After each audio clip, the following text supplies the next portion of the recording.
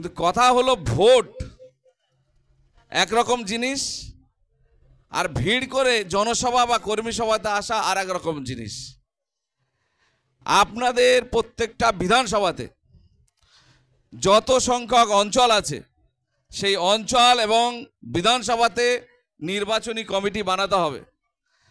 লোকসভা নির্বাচনী কমিটি হয়েছে, লোকসভা নির্বাচনী কমিটিতে যারা বিধানসভার মধ্য থেকে দায়িত্বে আছেন তারা দায়িত্ব নিয়ে বিধানসভা নির্বাচনী কমিটিটা কমপ্লিট করতে হবে।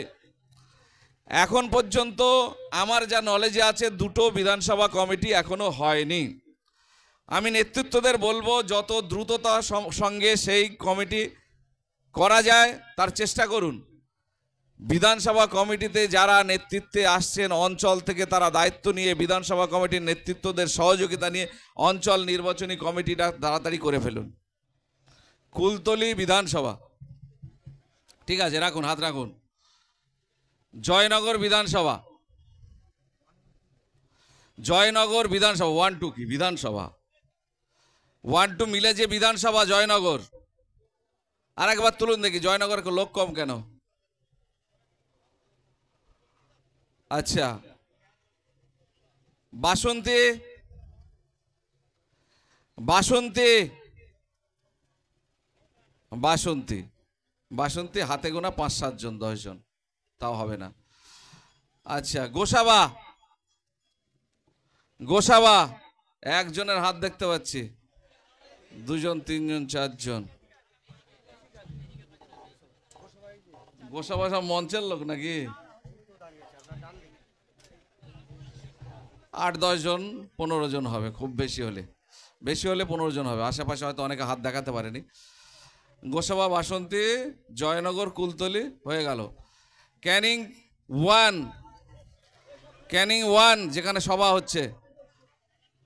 আচ্ছা, খুব ভালো, খুব ভালো। ক্যানিং মানে এটা হচ্ছে পশ্চিম, ক্যানিং পূর্বে, ক্যানিং পূর্বে থেকে যারা এসছেন, ও ক্যানিং পূর্ব থেকে তো ভাঙড়ের লোক। আচ্ছা, ঠিক আছে। আর এইদিকে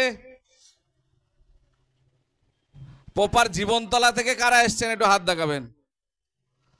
জীবনতলা, ক্যানিং পূর্ব, জীবনতলা। আচ্ছা, তার মানে পুরো 2 জন 3 জন ছাড়া কেউ জীবনতলা থেকে আসেনি কেউ। তাহলে বাকি রইল কোনটা প্রশান্ত? মগরাহাট পূর্ব, মগরাহাট পূর্ব থেকে এসছে কেউ? মগরাহাট পূর্ব থেকে মনে হচ্ছে না এসেছে কেউ।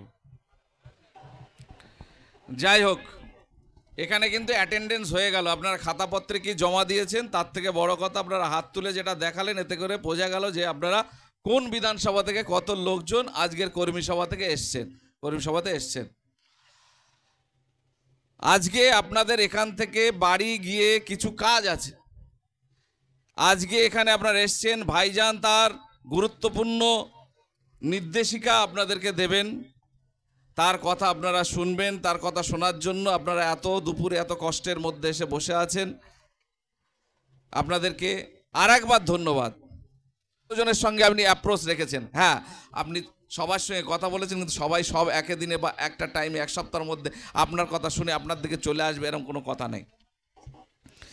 আপনি 15 জনকে বুঝিয়েছেন, 2 জন 3 জন আপনার 1 সপ্তাহে কনভিন্স হয়েছে, যারা আপনার কথা ভালোবেসে, আপনার উদ্দেশ্য আদর্শ ভালোবেসে, ভাইজানকে ভালোবেসে, ভাইজানের লড়াইকে ভালোবেসে তারা আপনার দিকে চলে আসছে। আবার ওই যে বাকি লোকগুলো আছে তার সঙ্গে আরও লোক বাড়িয়ে আপনার চেষ্টা চালিয়ে যেতে দেখা যাবে 15 দিনের মাথায় ওটা 10 জনে পরিণত হয়েছে। এইভাবে যারা দায়িত্ব নিলেন টোটাল হিসাবে কত আসছে সেটা দেখবেন। যারা আপনার সঙ্গে আসছে তাদেরকে প্রতিনিয়ত মিটিং মিছিলে তাদেরকে ডেকে তাদেরকে সঙ্গে নিয়ে আলাপ আলোচনায় অংশগ্রহণ করাতে হবে। মানুষ, আমি শেষ কথা যেটা বলবো, দীর্ঘায়িত করব না, ভাইজান বসে আছে, আমাদের আসতে লেট হয়েছে।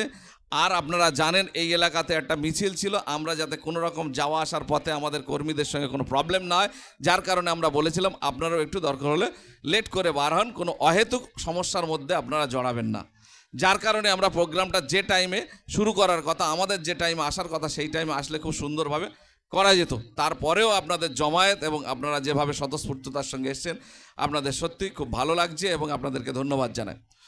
আমি আপনাদের কাছে অনুরোধ করব যে কাজগুলো বললাম, এই কাজগুলো আন্তরিকতার সঙ্গে করুন এবং যত দ্রুত পারবেন করুন। যারা নেতৃত্ব আছে তাদের বলবো এই কাজ করিয়ে নেওয়ার দায়িত্ব আপনাদের, শুধু নেতৃত্বের পরীক্ষা এখানে। আপনি এই কাজটা কত ভালোভাবে করতে পারছেন এবং বুথ ভিত্তিক আপনি হিসাব কত তাড়াতাড়ি করতে পারছেন, এবং এরপরে বিধানসভা ভিত্তিক যে কর্মী সভা হবে সেখানে কত বুথের এজেন্ট আপনি হাজির করাতে পারছেন, তার উপরে নির্ভর করছে আপনার নেতৃত্বের কোয়ালিটি। আমি সবাইকে অনুরোধ করব, আপনারা সব কিছুই পারবেন, চেষ্টা করলে পারবেন। আর এমন গ্রাম, এমন পাড়া, এমন বুথ নেই যেখানে ভাইজানকে ভালোবাসেন আর ভাইজানকে দল হিসাবে ভাইজানের দলকে ভালোবাসে না, এরকম লোক নেই। সুতরাং আমার নেতৃত্ব যারা বুথ লেভেল থেকে শুরু করে অঞ্চল লেভেলে সবাই নতুন, আমি ধরে নিচ্ছি, কিন্তু সাধারণ অ্যাপ্রোচ আসুন, আইএসএফ এর হাতকে শক্ত করুন। সমাজ পরিবর্তন শুধু ভোটের জন্য আমরা লড়াইতে নামিনি। আমাদের ভাইজান শুধু একটা ভোট লড়াই এর জন্য এই ময়দানে এত কসরত করে, এত কষ্ট করে লড়াই করছে না। আজকের সমাজ ব্যবস্থা অন্ধকারে ডুবে যাচ্ছে। ভাই ভাইয়ের রক্ত নিয়ে হোলি খেলতে দ্বিধাবোধ করছে না, বাবা ছেলের রক্তে হোলি খেলছে, এরকম একটা পরিবেশ আজকে শাসক দল তৈরি করে দিয়েছে। সেইটাকে পরিবর্তন করার জন্য ভাইজানের রাজনীতিতে নামা। সুতরাং সমাজ পরিবর্তনের লড়াই আমরা ঐক্যবদ্ধ হয়ে এই লড়াই লড়ব এবং আমরা নজির সৃষ্টি করব। আমরা ভাইজান যে কথাটা বলে সবাই মনে রাখবেন, ভোট দিতে যাব গলায় গলায়, ভোট দিয়ে বার হয়ে আসবো গলায় গলায়, বাক্সে গিয়ে যার যা ভালো লাগে সেখানে ভোট দেবে। আপনি যদি বোঝাতে পারেন, আপনার আদর্শের কথা যদি বোঝাতে পারেন, আপনার উদ্দেশ্যের কথা, আপনার লক্ষ্যের কথা, সমাজ পরিবর্তনের কথা যদি বুঝিয়ে আপনাকে ভালোবাসে, ও বাক্সে গিয়ে আপনাকে ভোটটা দেবে। আর যদি না পারে অন্য জায়গায় দেবে, কিন্তু বিদ্বেষ নয়, হানাহানি নয়, মারপিট নয়, দাঙ্গা নয়। আবার চায়ের দোকানে এসে গল্প করবেন একসঙ্গে, পরের দিনে মাঠে যাবে নাঙল কাঁধে নিয়ে, একসঙ্গে গিয়ে মাঠে চাষ করবে। ভাই ভাইয়ের সম্পর্ক, আন্তরিকতা যেন কোনোভাবে হিংসায় পরিণত না হয়। এটাই হচ্ছে রাজনীতির বিকল্প রাজনীতি, এটাই হচ্ছে সমাজ পরিবর্তনে আমাদের লক্ষ্য। সুতরাং এটাকে মাথায় রেখে আপনারা রাজনীতি করবেন, অহেতুক কোনো হিংসায় জড়িয়ে পড়বেন না, আপনার কাজটা সঠিকভাবে করবেন। তারপরে যদি কোনো সমস্যা হয়, আইনিভাবে প্রশাসনের সহযোগিতা নিয়ে আমরা সেই সমস্যার সমাধান করব। আশা করি আপনারা এই কাজ আন্তরিকতার সঙ্গে করবেন এবং এখানে যারা নেতৃত্ব আছে, বিশেষ করে বিধানসভা কমিটি, তাদেরকে বলবো এই কাজ দ্রুততার সঙ্গে কমপ্লিট করে আপনারা ব্লক ভিত্তিক কর্মী সভা এজেন্টদের নিয়ে করার দিনক্ষণ ঠিক করে ফেলবেন। ঈদের পর কোনো দিন যেন না বাদ থাকে, ধাপে ধাপে এই প্রক্রিয়া সম্পন্ন হবে। আশা করি আপনারা এই জয়নগরের বুকে যে হাওয়া তৈরি হয়েছে, বিজয় আমাদের, আর তার কিছু টাইম সময় মাত্র অপেক্ষা করছে। সেই সময়ের জন্য আমরা পরিশ্রম করব, এই আশা ভরসা রেখে